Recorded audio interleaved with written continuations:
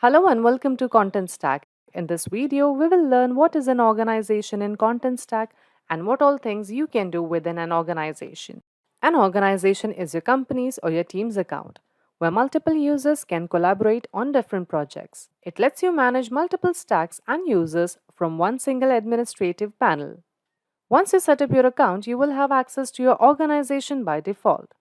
You can start creating stacks by clicking the New Stack button, and then you can invite users to each stack as required. As an organization owner or administrator, a more important place to get started is the organization settings page. Here, you can have a bird's eye view of the organization. You can access your organization's info, analytics, users, stacks, bulk task queue, and single sign on settings. Let's look at each of these sections in detail.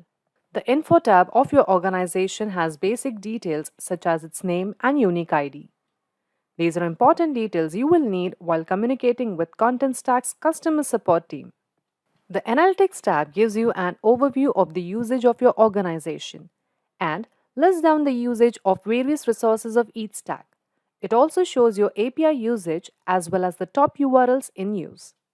The Users section lists down all the users that are part of this organization along with other details such as their roles, two-factor authentication status, etc. You can add new users to the organization using the Invite User button. To add a new user, you need to add an email address, a suitable role that you want to assign at the organization level, and if you want to invite them to any stacks, assign a role for that stack. Then, the stack section lists down all the stacks that are created by any user of this organization. As an organization owner or admin, you do not get direct access to the stacks until you are invited.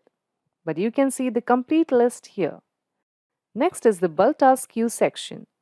Organizations have certain limits on bulk operations. When multiple bulk operations are performed back to back, it will start processing the first set and put others in the queue. Here in this section, you can see the queue of such pending or in progress operations. And lastly, there is single sign-on or SSO. Through SSO, you can integrate with an identity provider such as Okta or OneLogin and enable your organization users to log into Contentstack and several of your other apps using one single ID and password. If you have access to multiple organizations, you can switch between them from here. That's it about organizations. For more details, log on to our documentation site. Thanks for watching the video.